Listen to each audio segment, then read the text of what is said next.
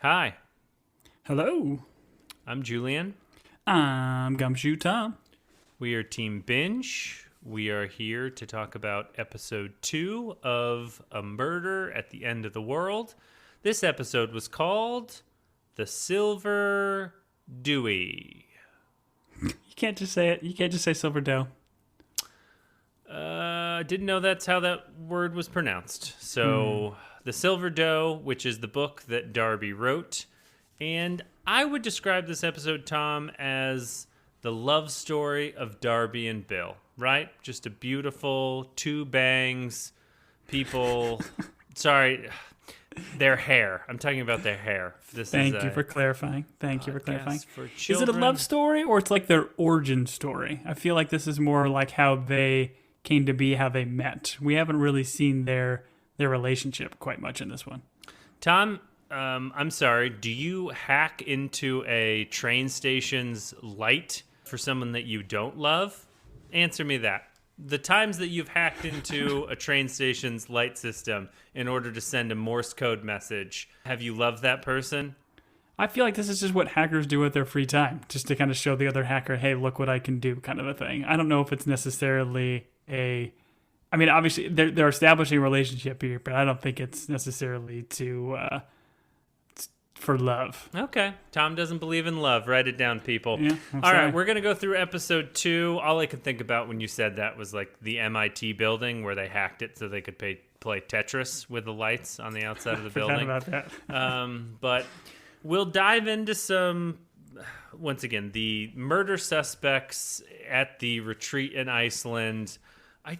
I don't feel like we get a ton of the other people, even in this episode. We get a little bit more, but really it's focused on origin story, like you said, of Darby and Bill. So yeah, I'm wondering if future episodes we get. I mean, because there's a lot of people at this party, and if they're going to try to play the Agatha Christie thing and like who done it, like we need to get these other characters' backstories and see what their motivations and stuff are. Because all we've really been given is like their professions. That's just about it.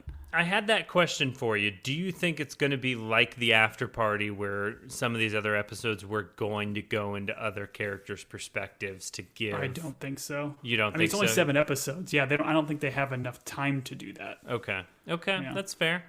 We start this episode with a flashback where the dad, who is the local coroner, and I want to say they're from like Lost Nation or Last Nation, Iowa. I looked this up, Tom. Do you know how many people reside in Lost Nation or Last Nation, Iowa, which is a real place, depending on how you pronounce that first word? 5,000. 430 people. So this, small and town. it's one less, I can tell you, based on where these guys arrive. So all I could think about was, once again, is the dad a murderer? Is this like a Dexter situation where...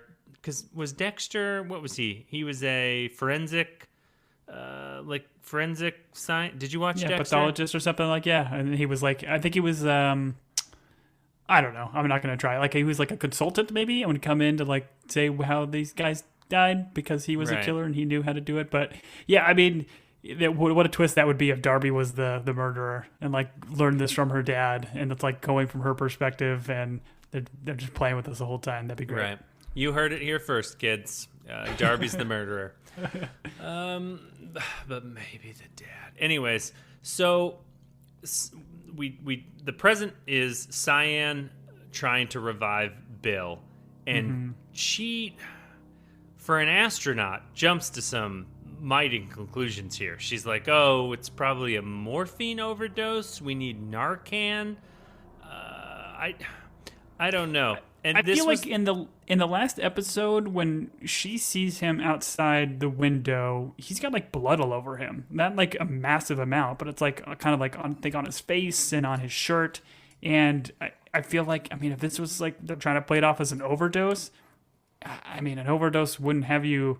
I mean, maybe having you like vomit it and stuff like that, but it wouldn't be spitting out blood the way it was kind of on his shirt. So yeah, it seemed odd to me that they were trying to throw Narcan at him. Tom, I appreciate what you're saying, and I had the same thought. And here's what the show does. This is the issue with you and I watching too much television.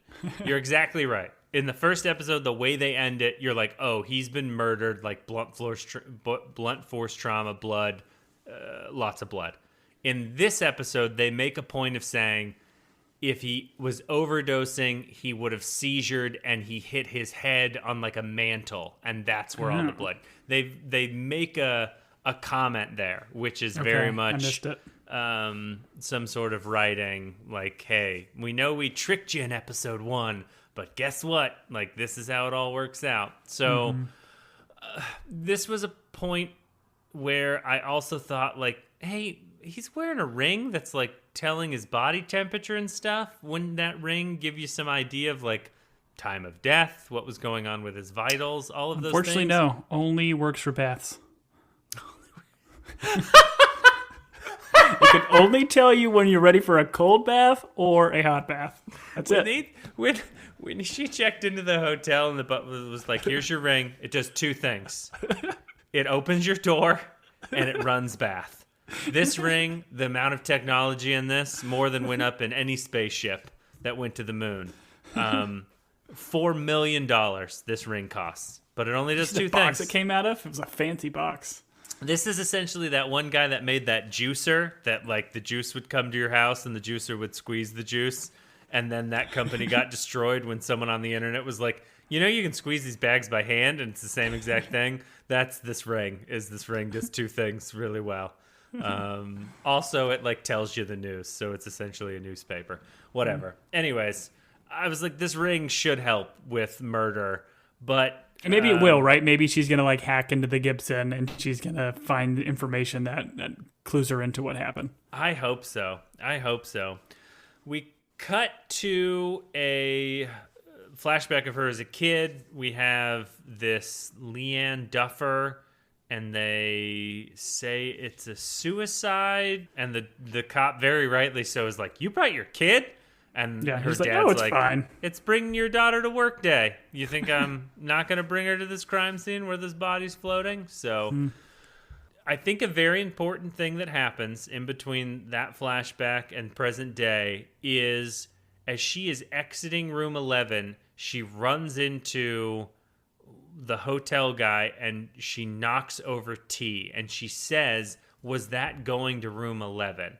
So the idea here being Bill ordered tea, someone ordered tea, and then there was something purposeful in this that I don't know what conclusions you can draw from it, but it was very interesting that the show itself was like, hey, she notices that T was headed to this room where this guy overdosed or allegedly overdosed or was murdered, right? This was something, did you pick up on this? Yeah, it definitely stood out a little bit. I don't know what to make of it. I mean, maybe the guy just likes hot garbage water. So, I mean, he just gets it in the morning. See, he told the butler, hey, give me some hot garbage water in the morning, and that's where it is. I always thought it would taste like hot brown water. I was right. Yep. The lasso of it all. Tom, is it a conflict of interest that Todd Andrews' wife, Eva, is also part of the security team? We've got Todd Andrews and Ava. They're both conflict of interest, right? Because a husband and wife cannot be convicted of the same crime.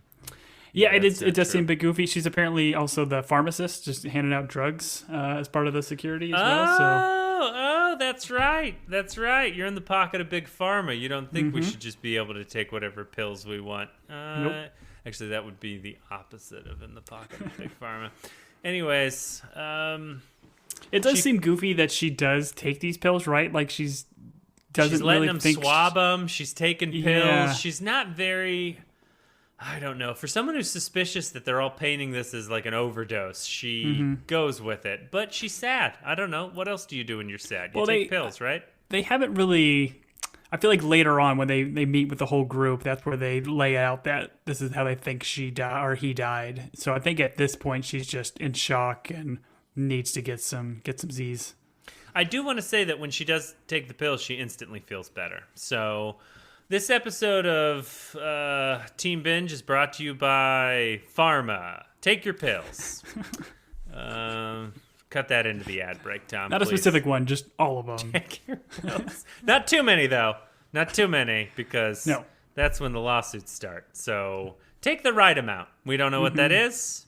As prescribed by your physician. As prescribed by how you feel, I think, is, as my doctor puts it, acupuncture. Anyways, we have then the flashback of the backhoe finding the body, and we have, and I think this is then where we're going to get into the silver jewelry murders that lead to her book, which is there's a teen girl with these silver earrings. Did you get the sense Darby doesn't love cops? Darby, although I guess if all your life cops are like, why are you here, girl, at this crime scene, then maybe you probably don't have a real affinity towards them. But well, I think her dad even like mentions later on she's like trying to solve these cases but isn't looking at them like objectively or whatever. So she probably just has a sense of cops are like crooked or not doing the right thing. And this is also, to your point, a very small town. So this could just be like a local cop that is maybe a jerk and she just doesn't like the guy because he's definitely kind of giving her crap as she is him. Sure. Now, Tom, I thought it was interesting. You've had this tattooed on your neck for years, and I didn't realize what the reference was. But no ID, no justice, which I don't know does that mean you're a serial killer? Where you're like, hey, if they can't ID him, no justice? Or are you sad for the victims? We'll never know. I don't know why you have that neck tattoo. But on the other side, it's no body, no crime. No body, no crime. Oh, man. Golly. We will not make reference. She gets enough publicity as it is. We're not going to give her... Tay can always use more references. We're not going to give her our tens of audiences members. So... didn't like this. Box her up and send her to storage. This was depressing. You know who did like it? The murderer dad. The murderer dad with his storage room of trophies. She couldn't walk away though, Tom. She had those earrings so distinct. I didn't realize when she was in her like high school looking at everyone's earrings, I was like, is she trying to find the exact, like, she was like, she's going to see a match. She's going to walk over and be like, where'd you get those earrings? The person's going to be like, Claire's at the mall where everyone gets their earrings. I thought it was odd that she, like, swiped the earrings. I mean, you could have just taken a picture of them. I assumed she was going to wear them at some time. I don't know. Felt cute. Wanted to wear them. Who knows? Yeah. Snaps a picture. Good point. I don't know. This is where the Reddit of it all comes in. And... I honestly, I don't think I've told this story, and I'm not going to tell it in full, Tom. But so ultimately, she posts these earrings to Reddit, and she like types in, "Hey, like body found Midwest, whatever," and it's to the like cold case Reddit forum. I had a friend. This is a true story in real life, who was having things stolen out of his mailbox. And so because he is the Batman of my generation, he got video of the person's car. He put a GPS tracker in a package and he used Reddit to like identify the car. He used Reddit to, and what's funny is when he put up the security like picture of the car of the person that was stealing, Reddit people were like, no, like solving crimes is the other forum. They sent him to a different part of Reddit to get his question answered. And they answered it right. They were like, oh, that's a late model Lexus or whatever. I don't know. Reddit's incredible if it's used right. If it's used wrong, it's also incredible. But I don't know. I think it's... Listen, I went down Reddit rabbit holes when we watched the After Party Season 2, and it's wild. It's a place. It's a place. Anyways, so... She meets Kill Bill, which a telling username, right? Bill's username, Kill Bill. Yeah, I mean, you're eventually going to get killed. That's just a terrible idea. I mean, what was he thinking? Well, also, like, if he's a serial killer, it's kind of like serial killer Bill Farah went on Reddit as Kill Bill. No one saw the signs. Neighbors were all like, he seemed like a really nice guy with his hand tattoos and his weird bangs. Just thought he liked the movies. Big Tarantino fan. Anyways, all right. Bill's the killer. That's all I'm going to say. This was a cool like chat back and forth. And then Darby writes, the dead talk to me. Bold thing to say on the internet. I'm just, even with UFOs and aliens existing, the dead talk to me is a wild swing. and then to immediately get a video chat. I don't know. Tom, as someone who spends a lot of time meeting random people on the internet, did all this seem right to you? Was this normal? Could you appreciate this? It is wild. Not only just talking to random people on Reddit, but then to hop on a video call is something. Is Chat Roulette still around? That's all I could think about. She was on Chat Roulette. Do you remember Chat Roulette, Tom? I never participated, but I knew what it was. I knew what it was. I feel like you might know more than I, based on how you're bringing this up. Well, just a lot of genitals. That's all I'm going to say. Okay. Anyways, Daniel Tosh, I think, taught me what it was. Okay. Video chat comes up, and Bill's like, "What have you heard?" Which is a great line. If someone says, "The dead talk to me," the immediate response should be, "What have you heard?" Meaning, what have the dead told you? And I liked it immediately.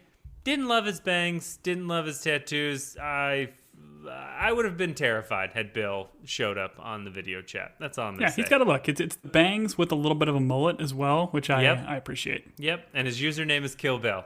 And you're like, when he starts talking, you're like, are you from Iowa or are you from Edinburgh? Because you sound British or Canadian, depending on... So it is going to bother you. Yes, it is going to continue to bother me. Whatever.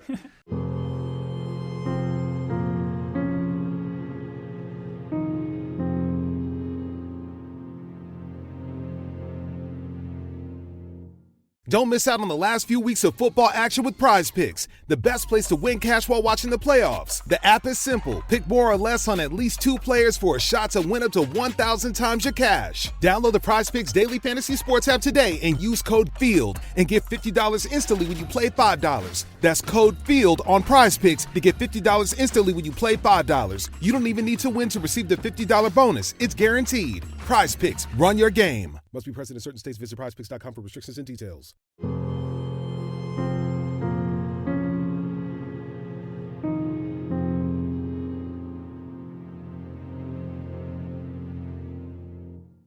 We're at the present. She goes to breakfast. And I did think, like, the way these people are having breakfast, I was like, wait, do they not know a dude died in room 11? Because they're, like, arguing over scrambled eggs and stuff. I don't know. Lee pops up and she's like, I'm sorry, and hugs Darby. But I guess Andy was like, I'm going to wait until Darby's here, and then I'm going to tell everyone that her friend died. Or do they know they were friends? I don't... No, I think they do. I think from Lee's perspective, she certainly would have known some of that backstory. But I think the general idea is, like, Andy wants to get everybody together to tell this news and doesn't want to, like, I don't know, tell it to a handful of people, then they tell it to everybody else. Like, this is the community atmosphere that they have at this little treat.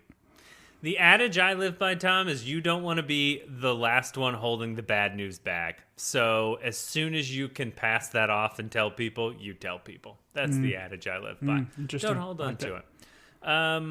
The police are coming, but they're going to take a day. This is very after-party-esque. The police are on their way.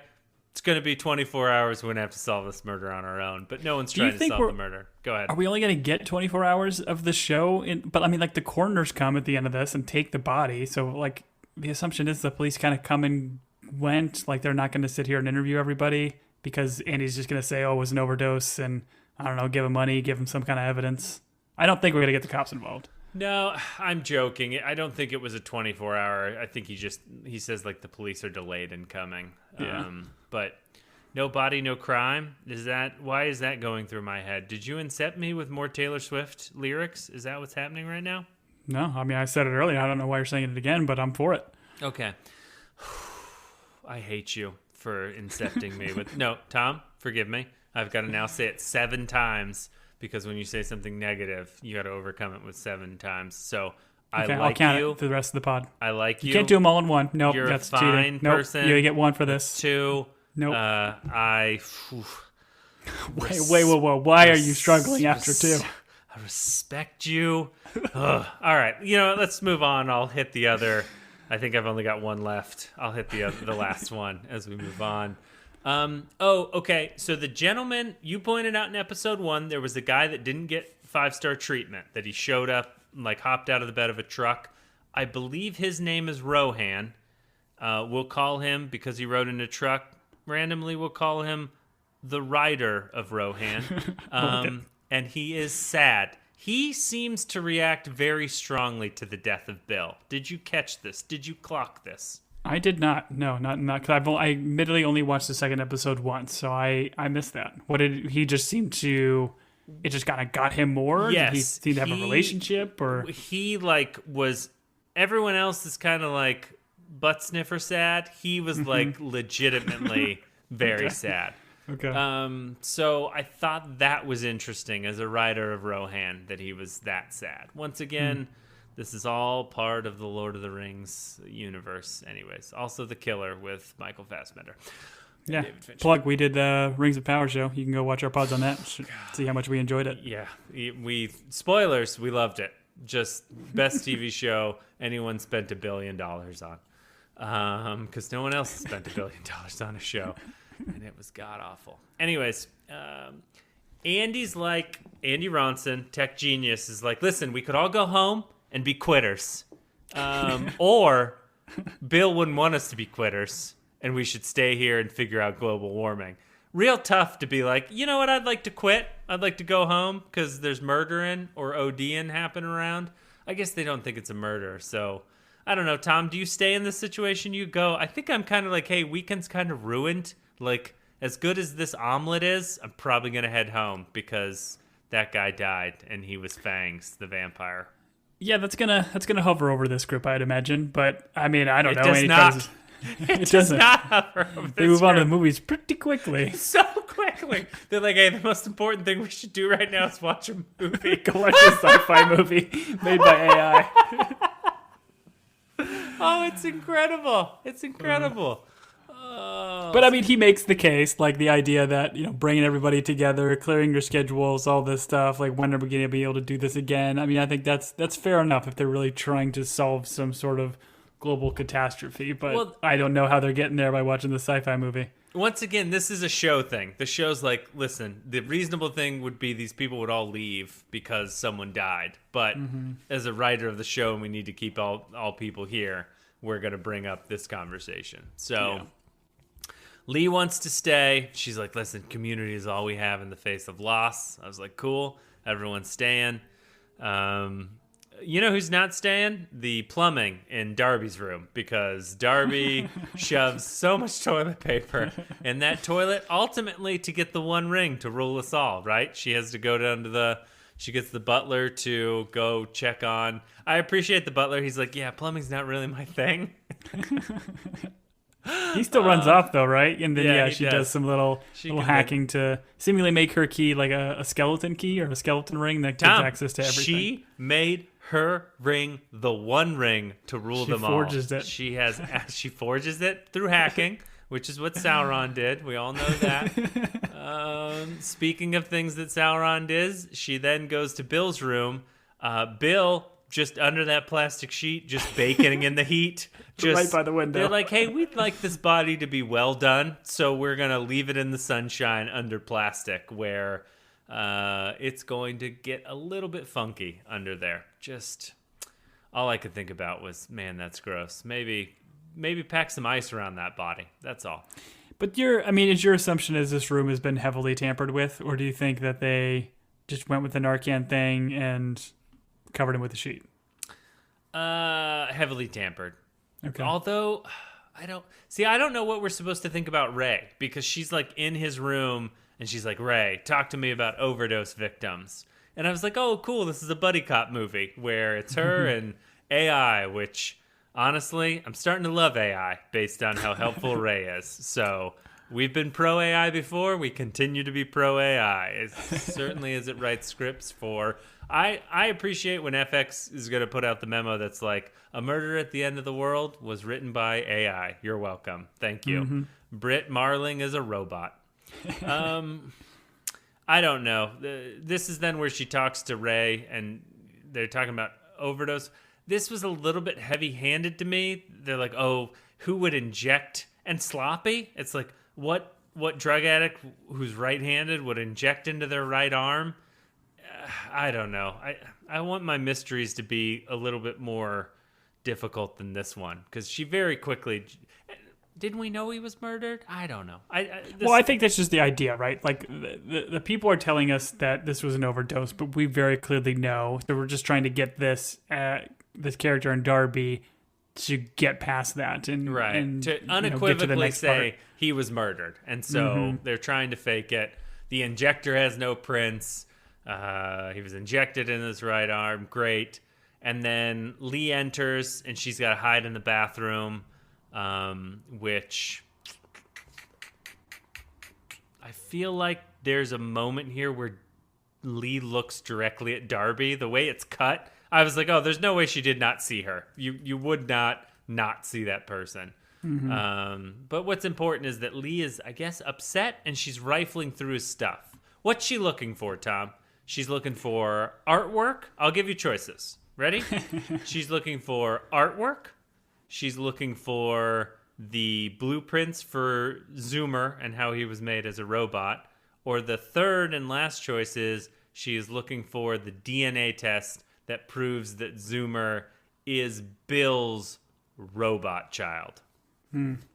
I mean, I don't know what she's looking for. She makes mention later on that she was like wanted to see Bill's body and then like see it herself, or that there was. I don't really get what she's going for, and I don't even know if she's telling the truth to Darby later on. I think we're supposed to be a little bit suspicious of Lee. Like, why is she in the OD guy's room looking for clearly like evidence of some kind? This cuts she doesn't seem to be in on it to me. She's like, to me, she doesn't seem to be like trying to hide evidence or like tamper with the scene. Like she's just trying to get to the bottom of the murder, just as probably Darby is. Because I think she's suspicious of it. Okay. Yeah, I'm not ready to make judgments on whether or not Lee is innocent or guilty. That's where I'm at right now. Okay. But I think it's important that Lee brought a internet murder sleuth to a place where someone then got murdered. I think that does play in her favor. The thing that doesn't play in the hotel's favor is the soundproofing. You can hear the applause happening in this from many rooms away. And I would just like a little bit more insulation in between those walls. That's all. Yeah, that's fair. She entered. She's like, "Hey, my best bud was just died of murder or overdose. What are you guys doing?" They're like, I'm introducing my new movie, which I wrote with AI. Welcome to the sci-fi movie." And they show enough of this movie in the background where I'm like, "Oh, that's a real bad movie. That's just not good." 2002: A Space Odyssey.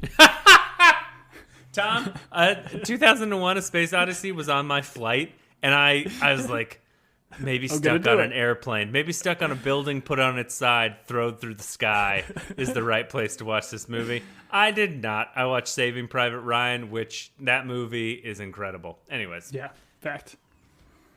But so they're watching this sci-fi movie, and is it Mitch? Is that the character's name? The kind of director guy. He's like talking about how he used. I think it specifically is Ray, right, to help him write this movie or a version of Ray. And then at the end of it, he makes this line about like, "Hey, Ray, hit the lights," and then nothing happens. And then Andy kind of says like, "Oh, Ray's not good with poetry. You have to be literal." So then he says like, "Ray, please turn off the lights," and then the lights go off.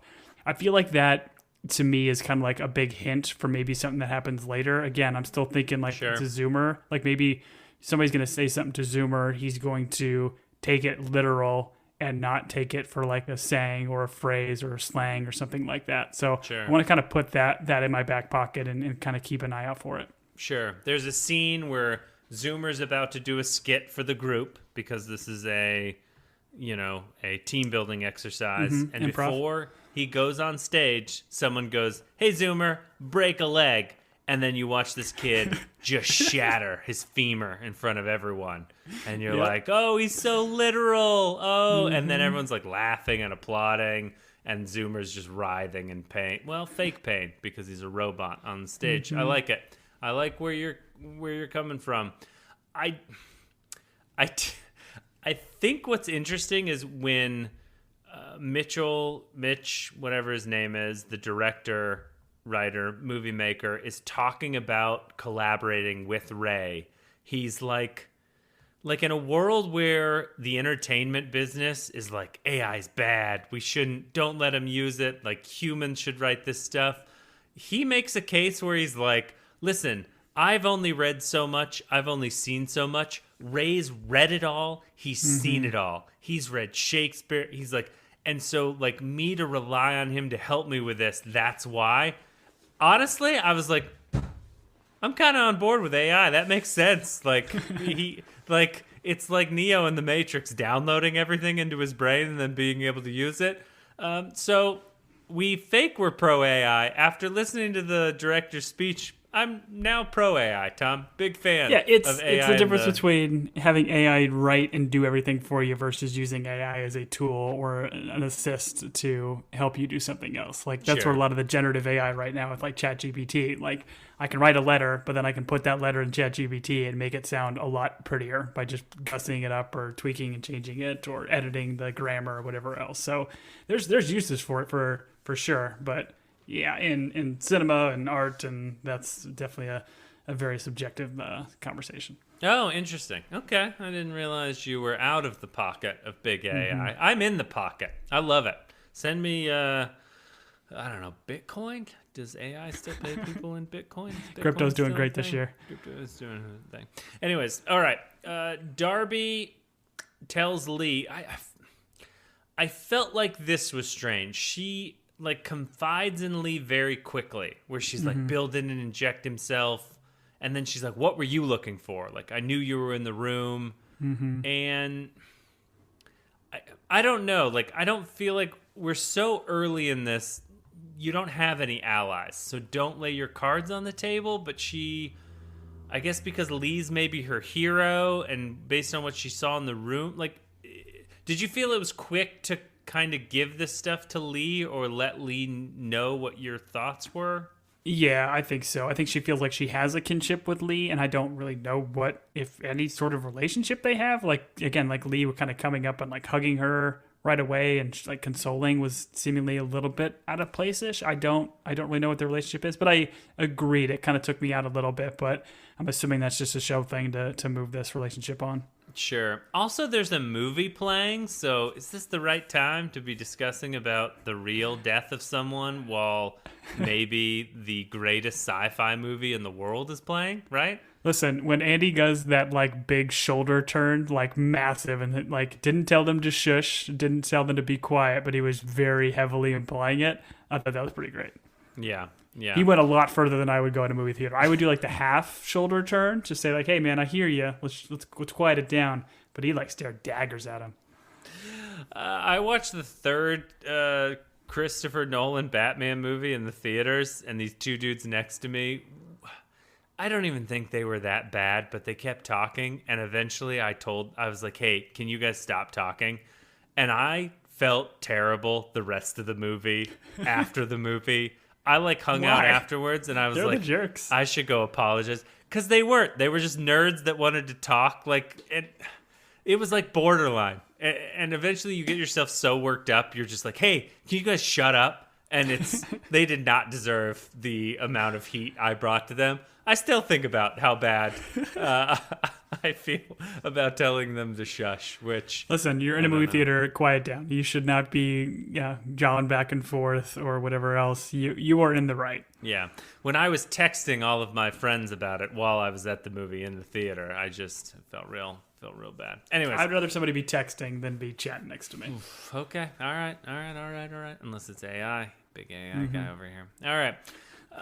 Lee does this thing where I guess Darby like expresses the need to get into the cameras, and Lee, not very subtly, like gives her kind of the in. She's like, "Oh, I loved how you used my Mattel pager trick on the garage."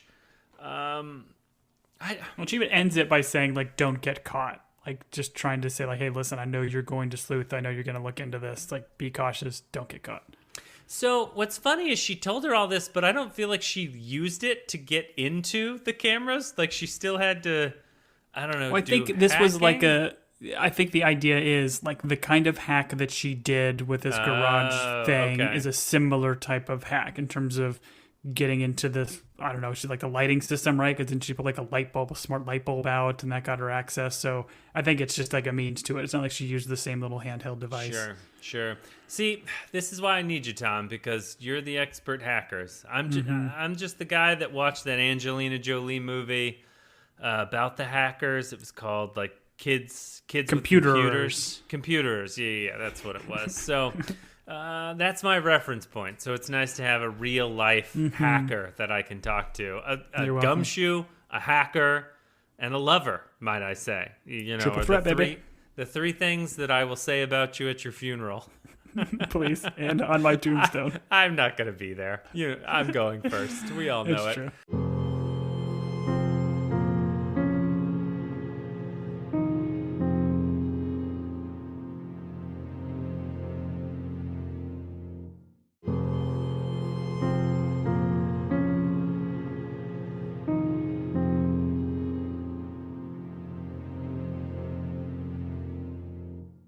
So we're back in a flashback. We have Bill and Darby discussing that they think they found a living Jane Doe. I found this competition kind of funny. They're like, oh, I'll find one first. And you're like, these are people that are almost murdered or going to be murdered. Let's maybe... Anyways, so we have a possible Jane Doe, and I wrote that Bill likes hacking and that Darby is unhackable. I'm sure that's a bit of dialogue I felt was important, but Lord knows how much I had to drink when I wrote this outline. So let's move on to this is where he makes the offer. He's like, I'll drive to Iowa and pick you up. And man, she like cold shoulder went dark on that idea real fast. She's like, oh, I've got a bath drawn and I need to milk the cows and do chores. What does Rusty say when his dad's like, hey, Rusty, let's check every light bulb on the house? He's like, I've got to every excuse. Yeah, I got to feed homework. the pigs. I got homework. homework. The dog. Yeah. That's exactly what she does here when he offers to drive to Iowa. It like made it real though, right? Like, cause like the video calls, the chat, and all that stuff back and forth is one thing, but like actually meeting face to face is a different step. Oh yeah, exactly. Exactly. It's like any one of those OnlyFans relationships you have, where anyways, just virtual, baby. Yeah, just virtual. Just like Virtuosity, the best movie about computers with Russell Crowe and Denzel Washington. He's like, hey, just turn on Find a Friend. I was like, very creepy. That's something I've never said to anyone and probably won't in my life. Oh, you're not a hacker. I'm not a hacker. That's good. I do it with my hacker buddies all the time. This leads to the lovely scene where they fall in love, where she rides her bicycle to a abandoned railroad station where I'm sure multiple people have been murdered. Only to find that her and the disgruntled lady that's wandering the streets get to watch Morse code Happy Birthday Darby, which means he found her birthday, hacked into a train station, and learned Morse code. Is this the greatest love story that's ever been written, Tom? Did Nicholas Sparks miss when he did not write this love story? My question to you, sir. It's like a Love Actually, but instead of having cue cards, it's lights on an abandoned trailway. Never seen it. Know it's referenced in Ted Lasso, a show that we did 3 seasons of podcasts on, which we're most known for. But I love a Love Actually reference because I don't understand it and I won't respond to it. Mm-hmm. Well, you hate Normally. You don't love Actually.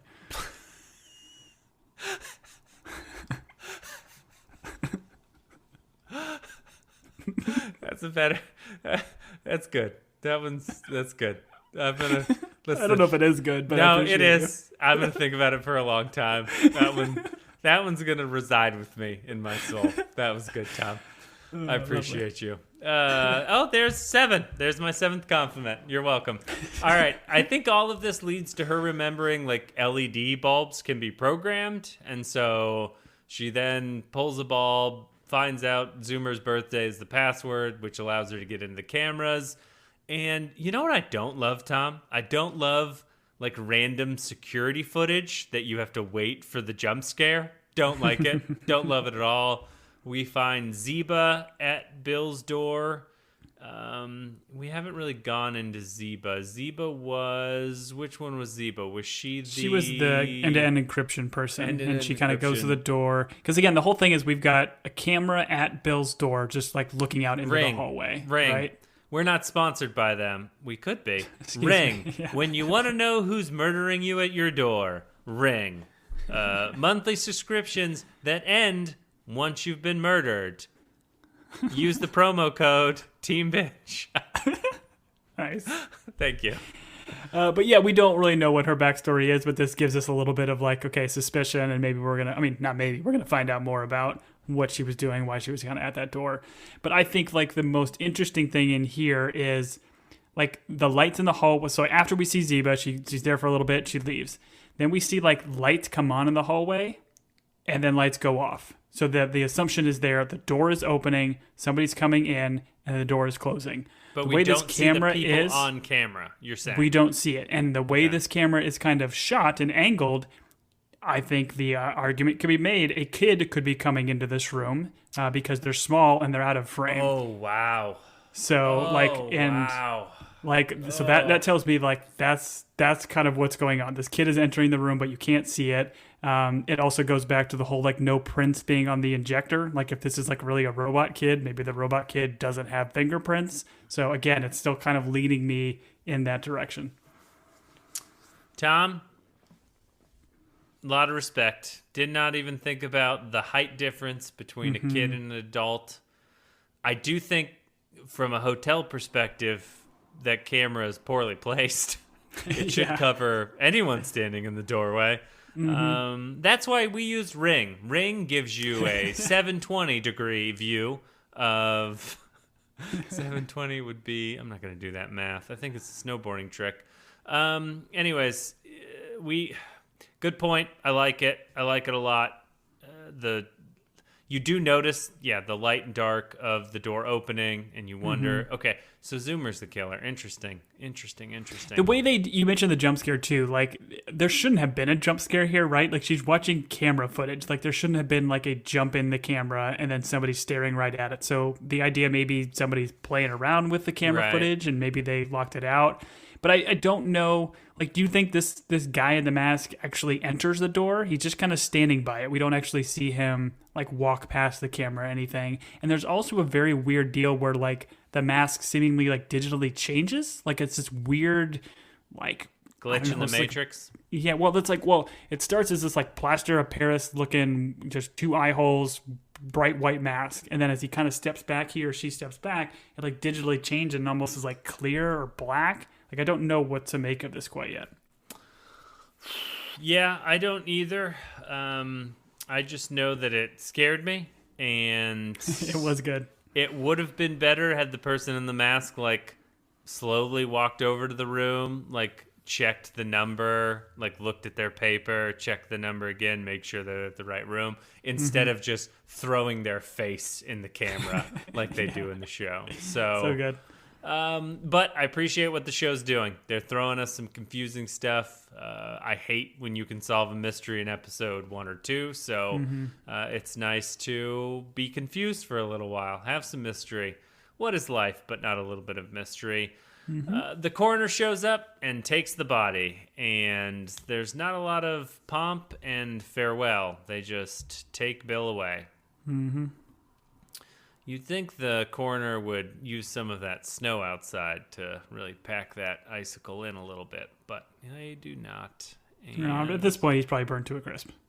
Standing that window for so long. Maybe, now that I'm thinking about, I recently watched John Carpenter's The Thing, the one with Russell Wilson, I'm going to say. Russell Wilson? Yeah, the quarterback for the Broncos? Yeah, Seahawks, now Broncos. And maybe this is a shared universe. Maybe the Thing is just killing people. But we'll see. Possible. You never know. We have a flashback of a hitchhike to Ray's Tavern where she meets Bill. And, man, here's what I don't understand. When you walk into a bar and you see Bill and Bill sees Darby, why did they not invert themselves and touch bangs? Like, so make where her bangs end and his bangs start connect. I feel like that would be the secret handshake that would unite these two people with these god-awful bangs, right? Yeah, but then you get like caught and tangled together. You don't want that. But I Right. mean, you gotta also make mention of Bill's like dope Argyle sweater he's got kind of going. It's a bold choice, and I love it. Is bold the right word, Tom? It's great. So what I liked about this episode, and I very much enjoyed it, was like kind of the way they like buttoned it, I guess. So the start of the episode is like the finality of their relationship, right? Like Bill dying and Darby seeing the whole thing. And now this episode finishes with their like first face-to-face meeting. I thought it was kind of very poetic and the way it was shot and done. And then like even like Bill's smile that he kind of gives as he finally sees her in the bar. It's great. And I want to know more about their relationship. Yep. I agree. I've enjoyed the show. I really have. I feel like I don't even think it's a slow burn. I think it's well paced. I've enjoyed the mystery of it all. Tom, I'd like to talk suspects because the overarching question, other than the flashback stuff, which I think they're just going to like slowly reveal, and I think it's good storytelling. The real thing here is, was Bill murdered? I think we all agree that he was, and who killed him. In my mind, the two main suspects, the way the show is telling the story, is it's either Clive Owen, Andy Rodson, or Lee. Like, I feel like those are our two. I know you have Zoomer in there somewhere. And I'm going off of, honestly, you blew my mind with the Zoomer thing in the door, so I don't really know. But Well, because I'm with you too, right? Like, so if it's one of those main characters, I think that is very fair. Like one of these oddball people that just got invited for them to like want to murder somebody else. Like we haven't gotten any backstory that there's like gripes between anybody. I mean, you can Right. maybe Zeba was just at the door because she's a super fan. Like we know that she really liked Fang. Like not necessarily her wanting to murder her, but maybe it's a passion that led to murder. Like I don't know. I'm agree with you. I don't think that's where it's going. And in my mind, I think they've laid enough breadcrumbs in these first two episodes to still make me think Zoomer, but it's not necessarily Zoomer like wanting to do this stuff. He's like just a rogue AI that is under Andy's control or whatever, and he's trying to cover it up. Sure. So I think the obvious answer, like what they've telegraphed, is if there is a relationship between Lee and Bill, then the jilted party is Andy, Clive Owen, right? So, as they say in Michael Fassbender and David Finch's The Killer, it's always either the boyfriend or the husband or whatever. So I think from the obvious standpoint, I don't think it's going to be Clive Owen. My gut initial is it's Lee in some way, shape, or form. And I think that's interesting because Lee is like a hero of Darby's. So if Lee is the bad guy in this, then that is an extra wrinkle for Darby. But 2 episodes in, I don't feel like, since we haven't really met the other guests in totality, I think it's preemptive. But my gut right now is that Lee had something to do with it. How do you feel about that? I like it. No, I think that's good. I kind of subverts that whole idea of, because again, the general consensus is, yeah, Andy's this just rich billionaire guy that's bringing these people in. He's got some sort of ulterior motives, but I mean, Lee invited people to this party too, so she might, have the same. So I'm with you. Right. And she's a hacker. You can never trust hackers. If you learn can't anything from Angelina's Jolie movie, Laptoppers. Yep. Can't trust hackers. Kids with Computers, the movie. I think that was the French interpretation of it. Also, if you're a adulterer, I would argue don't invite your lover to the 8-person round table where you're stuck in Iceland with your husband. I would say that's maybe a bad move. But having not been in that specific situation before, similar situation, but not specific, that would be my advice. So that is episode 2. We will be back for episode 3, which I very much look forward to. Tom, you picked this show and you did a great job. I appreciate you. That's, I think, an 8th compliment I've given you. So I'm well over when I told you I hated you. You could bank that to make fun of me later. Yes, please bank that. You can reach out to us. Once again, we love to hear from people. You will get a response from us because, honestly, we're not that busy. You can email us at teambingepodcast@gmail.com. Once again, if you have theories, if you have stuff we missed, details we missed, we will hear from you. If we got something wrong, we'll read it. Will we acknowledge it? No, because we don't acknowledge when we're wrong, and that is the American in us. Tom, what did I miss? Yep, follow us on the socials, Twitter and Instagram at Team Binge or at Team Binge Podcast. And if you like our show, please check out our back catalog. We have a lot of fun shows: Ted Lasso, The After Party, Outer Range. What else we do? The Last of Us. We mentioned The Rings of Power. A lot of fun shows that we do these little episodic deep dives. So if you've seen any of those and want to listen to more of our shenanigans, please go check it out. Sure. Our ultimate goal is to eventually get to a part where we go through every episode of Tom and I's favorite show. Tom, let's say it together. 1, 2, 3. Sex Buffy and the City. Vampire Slayer. Oh, so close. And so we can only do that from the support of viewers like you, just like PBS. And if you're viewing us, you're doing it wrong. Wait, where is Or maybe you're camera? doing it really right. I don't know. Oh, you're a hacker, and you've got access. All right, we'll see you for episode 3 of A Murder at the End of the World, Only in the Buildings, which is also a show about murder. But anyways, I've been Julian. And I've been Gumshoe Tom. Till next time, everybody.